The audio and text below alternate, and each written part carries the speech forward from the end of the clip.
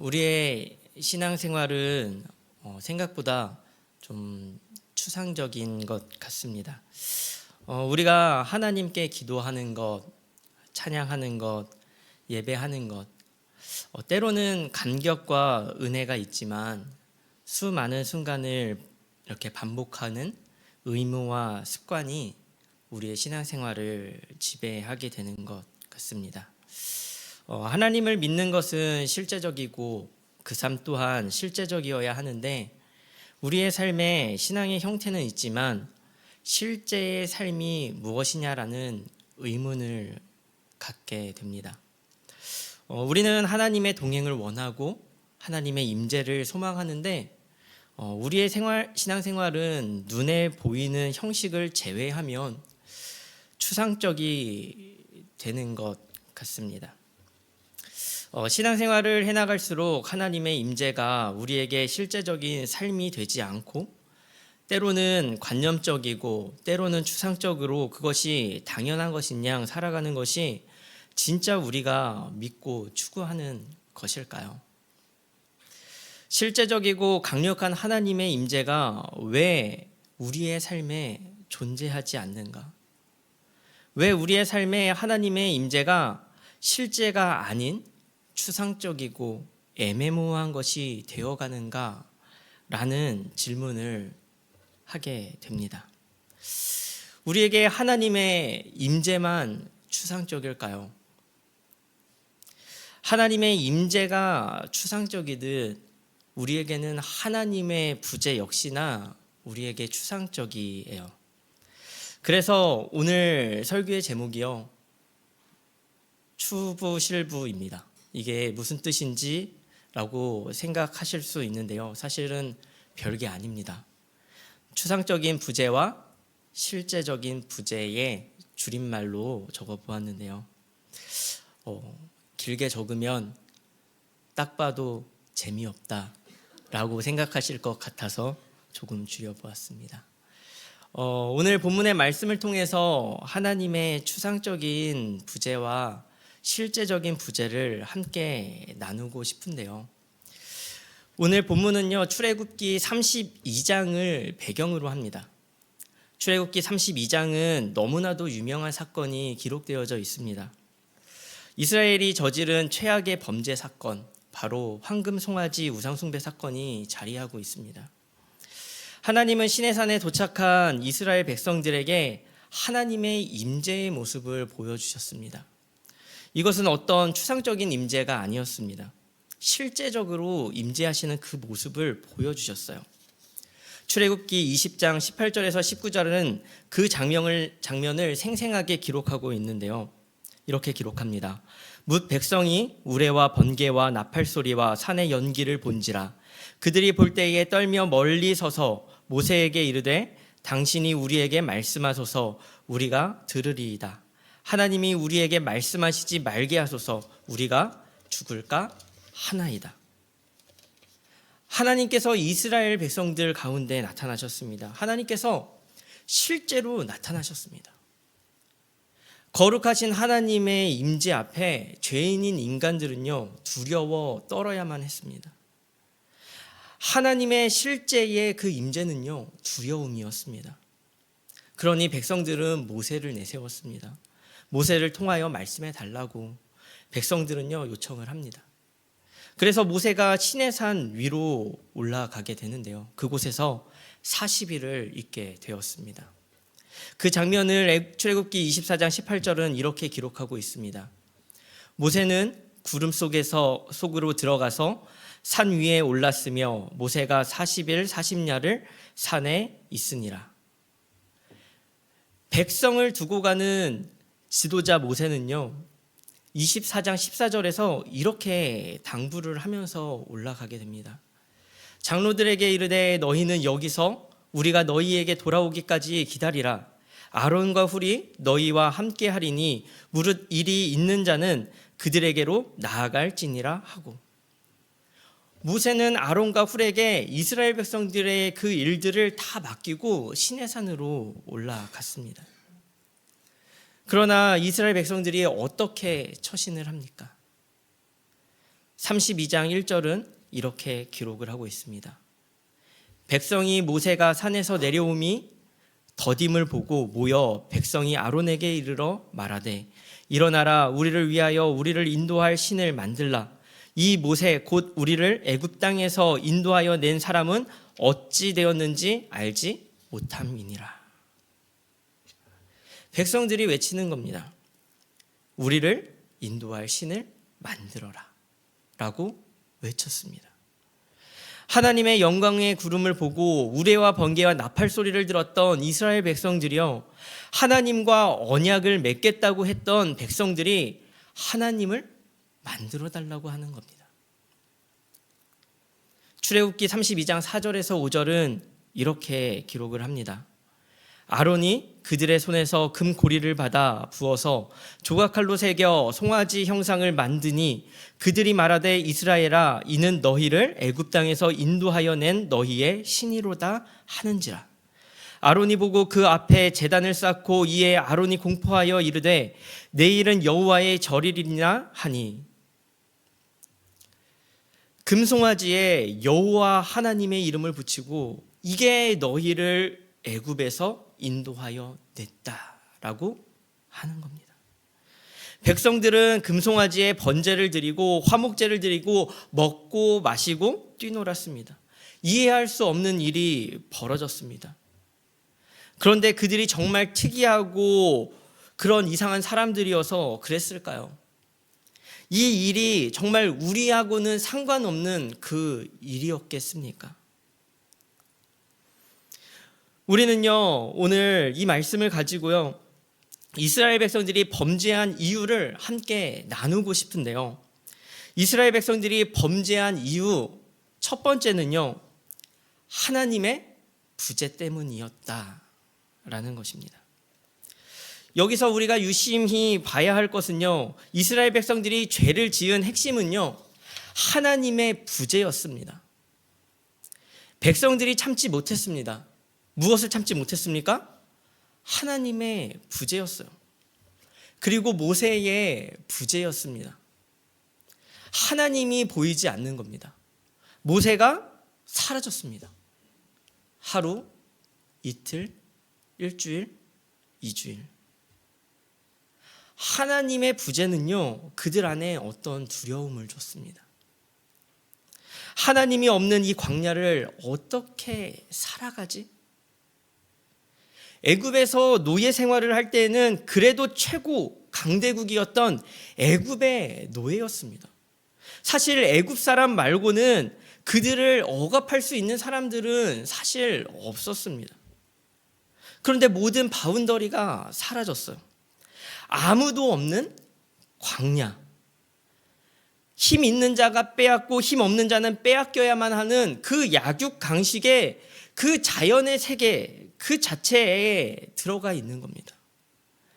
세상에서 나를 지켜줄 사람이 아무도 없는 곳인 거예요. 누가 나를 지켜줄 수 있을까요? 하루 벌어 하루 사는 나의 인생에서 내 밥그릇을 내가 챙기지 않으면 아무도 나를 챙겨주지 않는 이 세상에서 의지할 누군가가 필요한 겁니다. 힘없고 빽없는 삶, 아무것도 보장되지 않는 미래를 눈앞에 두면서요, 누군가에게 기대고 싶은 거예요. 퇴직하면 무엇을 해야 하지? 앞이 보이지 않는 그 상황 속에서 믿음의 대상이 필요한 겁니다. 얼마 전 성도님과 이야기하는 중에 그런 말씀을 하시더라고요. 친척에 관한 이야기였는데요. 두 아들이 선교사고 사위도 목사고 할 만큼 신앙이 두터운 분이 친척 중에 계시답니다.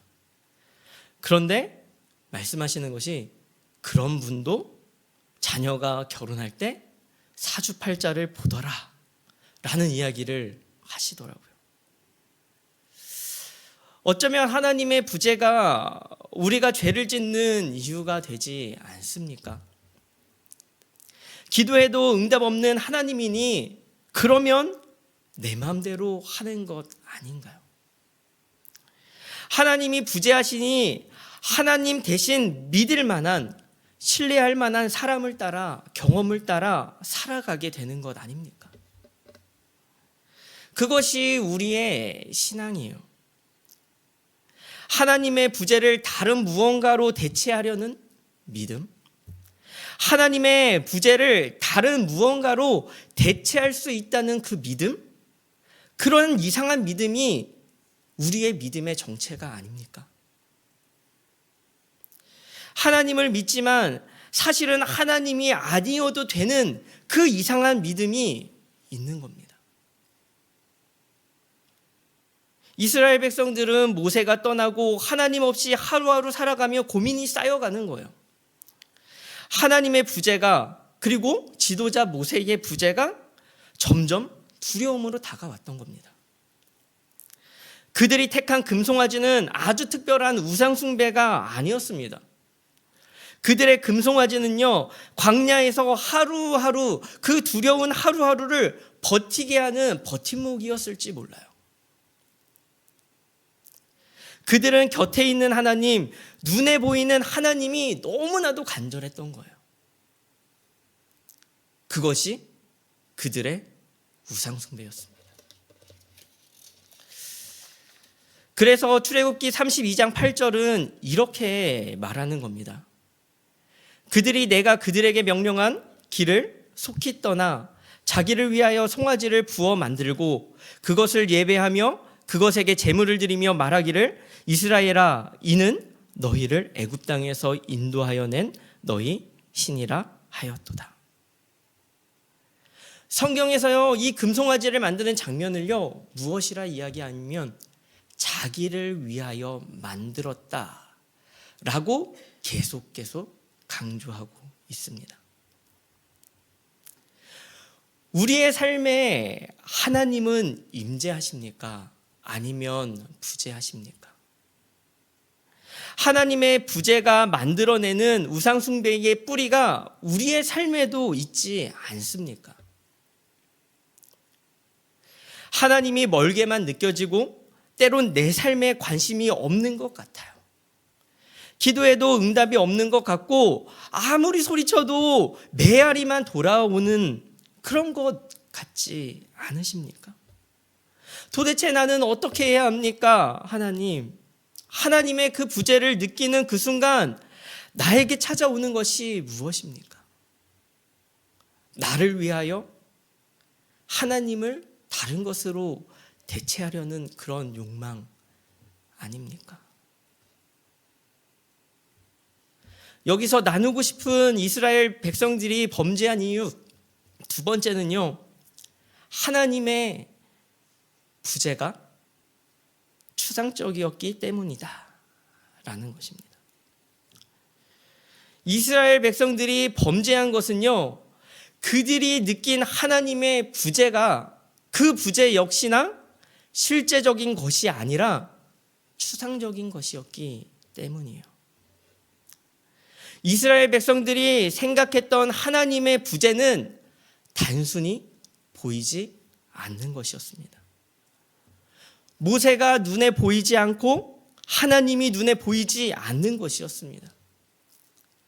그래서 보이지 않는 하나님을 대신하여 보이는 금송아지를 만들었던 거예요.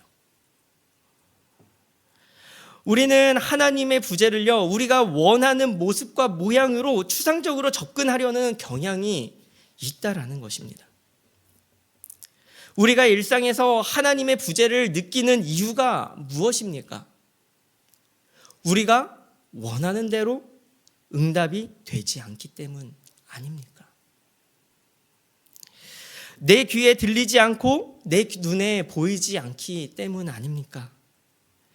그것이 정말로 하나님의 부재의 이유가 되는 것일까요?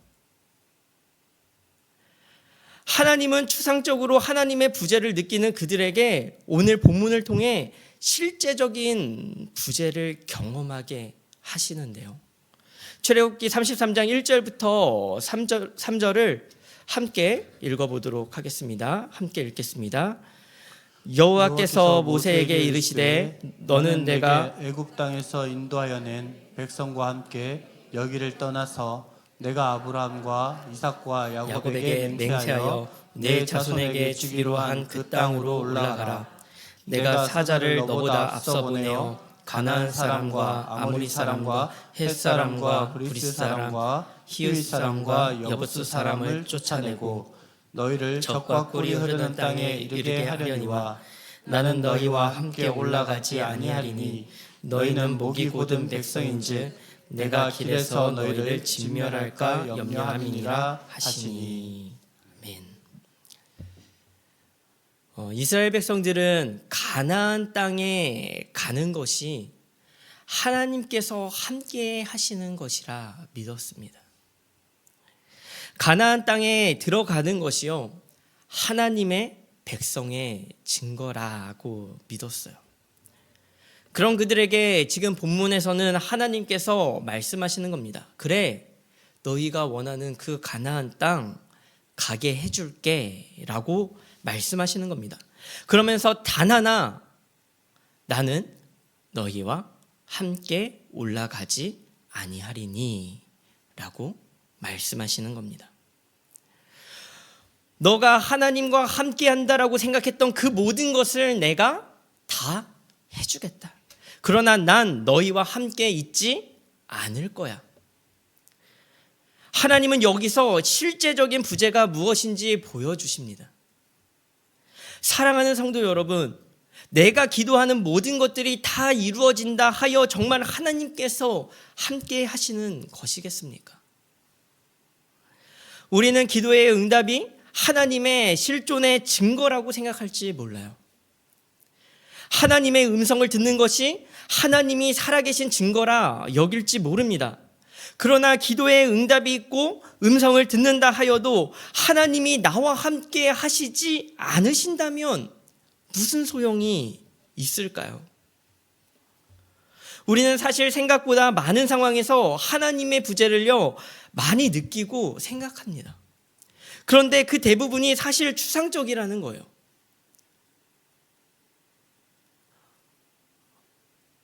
저희 딸이요 사실은 좀 대단한 구석이 있습니다. 부모와 떨어지는 것을 무서워하지 않는 딸이에요.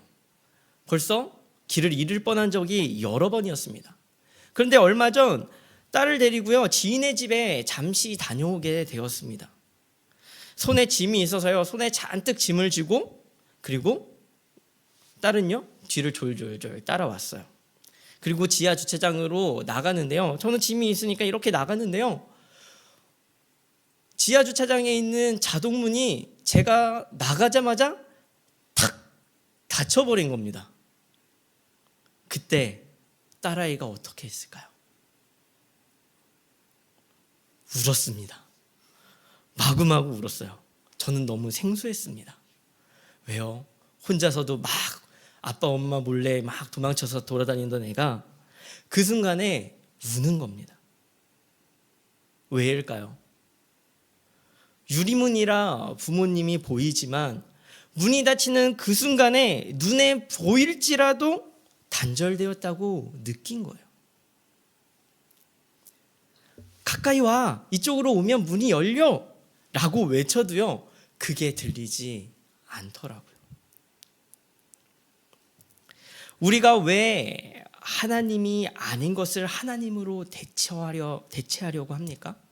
왜 그런 이상한 시도들을 하는 것입니까? 하나님의 실제적인 부재를 느끼지 못했기 때문이에요. 하나님의 부재를 단순히 안 보이는 것, 들리지 않는 것으로 추상적으로 생각하기 때문입니다. 하나님께서 안 계신 그 상태, 정말 빛 한 점 없는 그 존재의 어두움을 마주한다면요, 인간이 선택할 수 있는 것이 무엇이겠습니까? 인간이 선택할 수 있는 것이 무엇이겠습니까? 실제적인 하나님의 부재를 느낀다면 하나님의 임재를 갈망하는 것밖에는 할 수 있는 것이 없어요. 하나님의 실제적인 부재가 우리의 삶에 깨달아진다면 우리는 잠에서 깬 아이가 엄마를 찾아서 울듯이 하나님을 찾아 울 수밖에 없다는 겁니다. 하나님께서 너희는 가나안 땅에 들어가라. 내가 사자를 보내서 적들을 내어 쫓을게. 근데 나는 그곳에 없을 거야. 라고 하시는 하나님의 그 말씀 뒤에 이스라엘은 어떤 반응을 했을까요? 본문의 4절은 이렇게 기록을 합니다. 백성이 이 준엄한 말씀을 듣고 슬퍼하여 한 사람도 자기의 몸을 단장하지 아니하니. 가나안 땅에 들어간다는 그 사실 때문에 좋아하는 사람이 하나도 없었습니다. 가나안 땅에 들어갈 수 있도록 이끌어낼 그 신을 찾던, 우상을 찾던 그들이요, 정작 가나안 땅에 들여보내준다는데 좋아하는 사람이 하나도 없어요. 오히려 하나님의 실제적인 부재 앞에서 완전히 장례식장이 되어버렸습니다. 아무도 몸을 단장하지 않았습니다. 멈춰버린 거예요. 하나님의 실제적인 부재를 느끼는 순간 아무것도 할 수가 없었습니다. 하나님의 부재 속에서 시편 기자는 이렇게 고백을 하는데요. 시편 13편 1절에는 이렇게 기록하고 있습니다. 여호와여 어느 때까지니까 나를 영원히 잊으시나이까 주의 얼굴을 나에게서 어느 때까지 숨기시겠나이까. 고통 가운데 하나님께 외치는 거예요. 그것밖에 할 수 있는 것이 없는 겁니다. 하나님의 실제적인 부재를 운지리는 원하지 않아요. 고통 그 자체입니다. 그러나 하나님의 실제적인 부재야말로 정말로 하나님의 임재를 향하여 나아갈 수 있는 지름길임을 믿습니다. 하나님은 하나님의 부재를 통해 하나님을 향한 사랑을 불타오르게 하십니다.